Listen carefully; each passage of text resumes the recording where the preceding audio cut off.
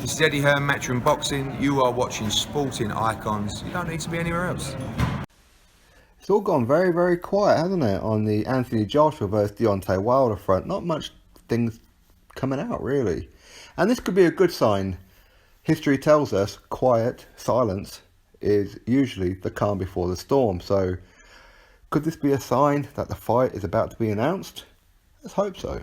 Now, where will the fight be? Could be in Vegas, of course. If this 50 million turns out that Al Heyman can actually get this money, whatever, then obviously Vegas, and they have every right to demand us in Vegas if they're going to be paying Joshua $50 million, right?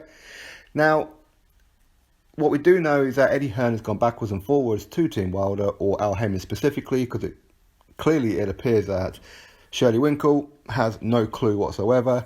He's leaving DeBella out of all of it, all that kind of thing, and dealing directly with Al Heyman, which is what Eddie Hearn always said. Again, you see a lot of people, especially a lot of Wilder fans, don't like Eddie Hearn. Why? I have no idea, but there seem to be, I don't know, it's either a racial thing, or they seem to think that he's a liar, or they know he's not a liar, but they just use it. He does contradict himself from time to time. Of course, he's a promoter, as he once said, I may have been lying yesterday, but today I'm telling the truth. That's pretty much his statement, or that's what he does used to say anyway. But either way, hopefully this fight happens. You see, Eddie Hearn has guided Anthony Joshua correctly, and not just Eddie Hearn, but Anthony Joshua's management team, his trainer, Rob McCracken, etc., where they have guided him correctly with the right kind of fights to build up. Now, essentially, after 21 fights, he's a unified champion, right? He's holding 3 of the main 4 belts, plus the IBO, and one hell of a cash cow. This is all ahead of schedule, that is for sure, and I'm pretty sure that they didn't foresee him being the cash cow that he is. He has endeared to the British boxing public and for a lot of the world, especially over there in Africa. But now, Deontay Wilder, you see, he hasn't been talked about for years, his entire career, but suddenly now Joshua's on the scene. People are talking about him, which is a good thing. And I've been pointing this out to people for the last year now, that why are you not supporting Wilder? Why are you not pushing him? And now it's gone too far, where he has attracted an army of crazy people, would probably be the most polite way of saying it, where they are only here to hate. They're not here to support, they're here to hate. And once Anthony Joshua dispatches Wilder, they're going to go very, very quiet. You know it's going to happen. If Wilder was to defeat Joshua, hey, so be it. It happens. We, Anthony Joshua fans, expect Joshua to lose one day. Hopefully not against Wilder, but if it happens, it happens. He does himself down and he gets on with a rematch, okay? So, for me, this fight hopefully happens next. I don't want to be seeing Wilder taking on Brazil. I don't want to be seeing Joshua taking on Povetkin or Miller. I want to see these two getting together, because what I don't want to happen is for one of these guys to fight somebody else while they're waiting for maybe, the end of the year, and lose. Now, Brazil and Wilder, you would certainly favour Wilder, no doubt about it. But it can happen, right? Same with Miller against Joshua, same with Povetkin against Joshua. You would favour, or a lot of people would favour Joshua, right? But anything could happen. So I don't want that. I want Deontay Wilder's skinny legs sticking up in the middle of that ring after he's been knocked a spark out. That's what I want. So please do not take any interim fights. Now, as I said, Eddie Hearn said that he's been talking to Al Heyman. He's going backwards and forwards. Some things are positive, some things not so much. So they're trying to iron out some things. Maybe one of those things is location. Maybe.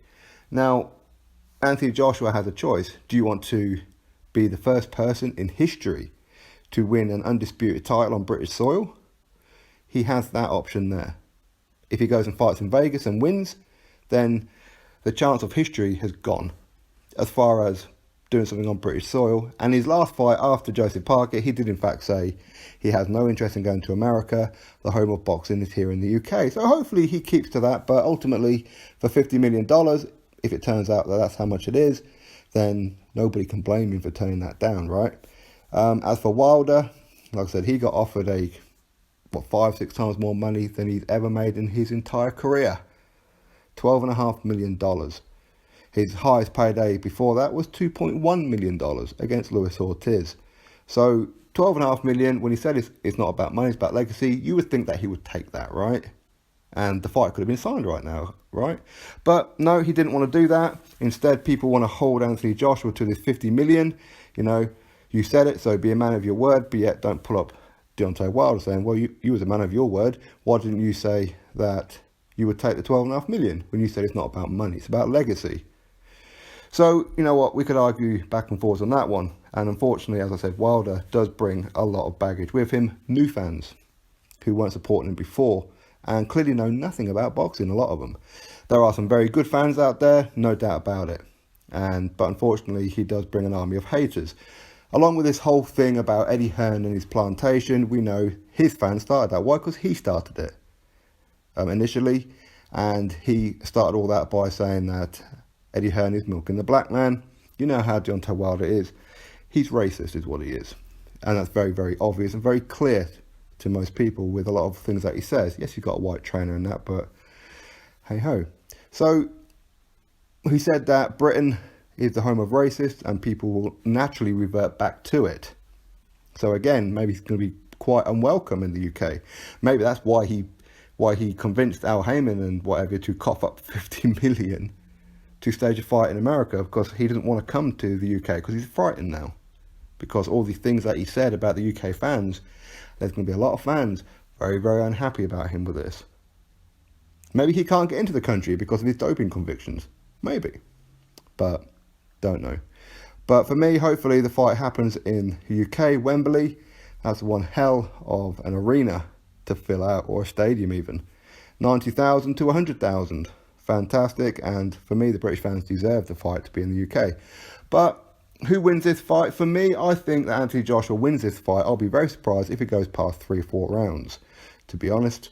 I think Deontay Wilder's there to be hit. Of course, if he hits Joshua, it could be game over in the first round as well. I'm not going to say it can't be. But for me, I think Joshua dispatches him quite easily.